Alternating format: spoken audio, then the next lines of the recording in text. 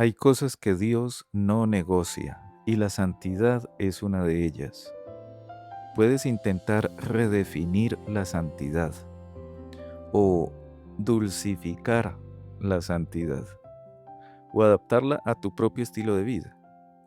O puedes llamar a la santidad legalismo. O puedes decir también que es imposible.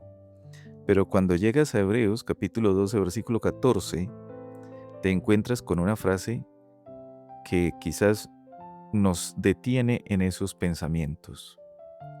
Seguid la paz con todos y la santidad, sin la cual nadie verá al Señor. Sin la cual nadie verá al Señor. Esa frase es inconmovible, innegociable, no se puede suavizar.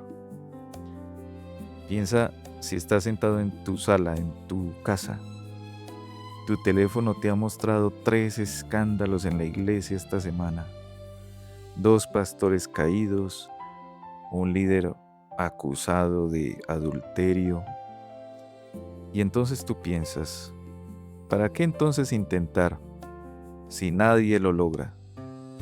Y justo ahí, en medio de ese cansancio, podemos decir espiritual o esa resignación, este texto aparece. Y no dice, intenta ser santo si puedes. Dice, seguid. Porque seguir no es llegar de un salto. Seguir es caminar, es perseverar, es levantarte una y otra vez cuando caes. Es continuar incluso cuando tu progreso parece como mínimo o invisible.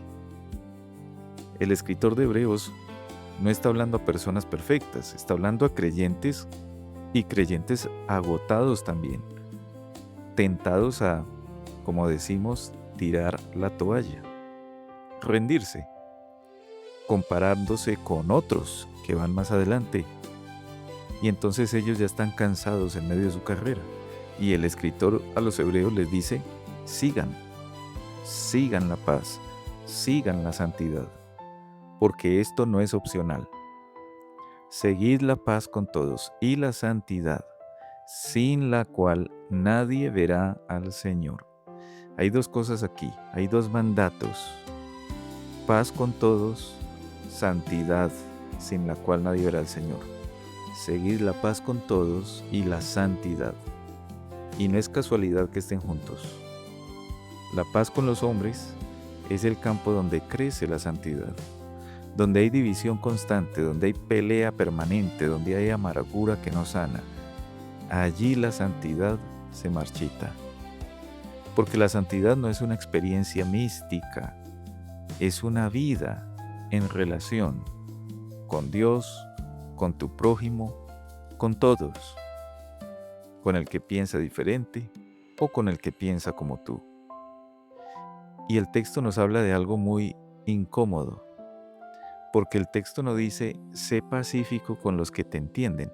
No, lo que dice es busca la paz con todos, inclusive con la persona que no puedes soportar con facilidad, o el que piensa diferente, o de pronto con el que votó distinto, o con el que juzga a tu familia.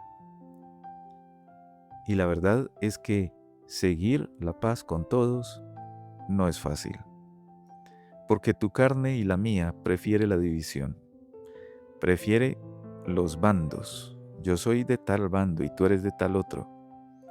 Prefiere ese grupo cerrado donde todos piensan como tú o como yo. Pero Dios te llama a seguir la paz, no a producir tú esa paz, mucho menos a fingir esa paz, sino a seguirla, como quien sigue una huella, como quien persigue algo que no siempre parece estar cerca. Y luego viene la santidad, sin la cual nadie verá al Señor. Esto es serio, y creo que más serio de lo que a veces queremos admitir, porque vivimos en una cultura cristiana que ha suavizado la santidad hasta volverla casi invisible. Hablamos de gracia y gracias a Dios, por supuesto, por su gracia, porque ¿qué sería de nosotros sin ella? Pero a veces usamos la gracia como excusa para no cambiar. Y el texto no nos da esa opción. Dice claramente, sin santidad nadie verá al Señor. No dice sin perfección, aclaremos. Dice es sin santidad. Y ahí hay una diferencia muy grande. La perfección es inalcanzable en esta vida, pero la santidad es la dirección de tu vida. Es como decir el rumbo, es la batalla diaria contra el pecado, es renunciar a lo que te aleja de Dios. Es decir, no cuando tu cuerpo dice sí, cuando tu mente justifica, cuando todos a tu alrededor lo normalizan. Entonces tú dirás, no. Y es que la santidad es cara. Matthew Henry lo dice con claridad, donde falta la gracia de Dios, la corrupción prevalecerá. Eso significa que no puedes ser santo por tu cuenta, no con tu propia fuerza, ni tampoco haciendo listas de normas. La santidad es fruto de la gracia, pero esa gracia no es pasiva. No es una gracia que dice, bueno, tranquilo, Dios entiende, sigue pecando. No, es una gracia más bien que transforma, que mata lo viejo y resucita lo nuevo. Y cuando falta esa gracia, cuando la iglesia descuida la santidad, todo se corrompe. El comentario también lo menciona, la concupiscencia no mortificada vuelve a surgir y causa estragos. Es decir, el pecado que no enfrentas no se queda tranquilo, no se queda quieto. Ese pecado crece o se extiende e infecta. Lo has visto en cristianos, en matrimonios, en familias cristianas que parecían muy sólidas. Un pecado pequeño, no confesado, no combatido, se convierte finalmente en una raíz de amargura y termina contaminando y dañando a muchos. Por eso el escritor de Hebreos dice, mirad bien, no sea que alguno deje alcanzar la gracia de Dios, que brotando alguna raíz de amargura os estorbe y por ella muchos sean contaminados. La santidad no es solo un asunto personal, podemos decir, es también de comunidad, comunitario. Tu lucha contra el pecado afecta a tu familia, afecta a la iglesia, a todos los que te rodean. Tu ejemplo cristiano también influye en los demás. Asegúrate entonces de que facilite su camino a Cristo, no que se convierta en un tropiezo.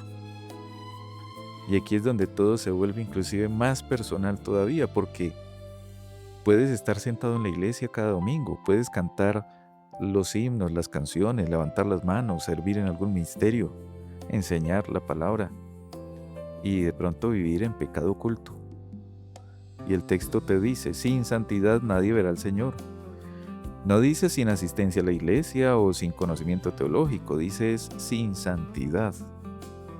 Porque la santidad es lo que te permite ver a Dios, no con los ojos físicos, sino con los ojos de la fe. El pecado no confesado nubla tu visión, te impide ver a Dios claramente, te hace dudar incluso de la bondad inmensa del Señor, te aleja de la presencia del Señor. Renuncia al pecado y obedece a Dios para poder verle claramente. Y ahora aquí viene quizás lo inevitable, la pregunta que todos nos hacemos. Bueno, ¿y cómo vamos a seguir la santidad y la paz?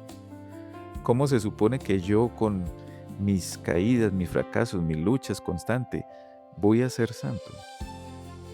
¿Cómo voy a seguir la paz cuando mi propio corazón está lleno de resentimiento y de amargura? ¿Cómo voy a ver al Señor cuando apenas puedo verme a mí mismo sin vergüenza? Y aquí es donde el Señor Jesús viene. No como un ejemplo en la distancia, por allá lejano, sino como nuestra única posibilidad. Porque la verdad es esta: tú no puedes ser santo por ti mismo, pero Cristo sí lo es. Y Cristo, por la fe, ahora vive en ti.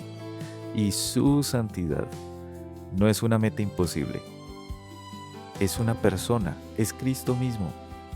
Cuando el texto dice seguir la santidad, te está diciendo sigue a Cristo. Eso es seguir la santidad. Cuando dice sin la cual nadie verá al Señor, te está diciendo mira a Cristo. Solo por medio de Él es que tú vas a poder ver a Dios. Porque Él es el autor y consumador de la fe. Él es quien te sostiene en medio de la carrera. Él es quien te limpia cuando caes, el que te perdona una y otra vez. Él es quien te da las fuerzas para levantarte una vez más.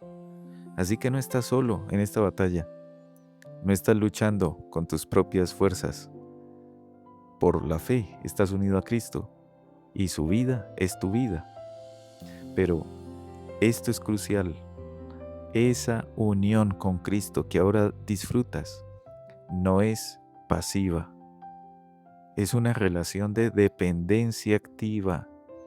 Dependes de Cristo, pero no te quedas inmóvil, sino que sigues, peleas, renuncias, obedeces, atiendes.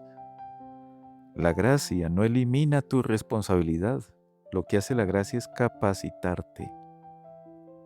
Entonces, seguir la paz, seguir la santidad, es seguir a Cristo. Porque sin Cristo no puedes hacer nada, pero con Cristo puedes todas las cosas. Y esa es la diferencia entre el esfuerzo humano y la gracia del Señor. Esa es la diferencia entre la religión y la vida en Cristo. Así que sigue la santidad, sigue a Cristo.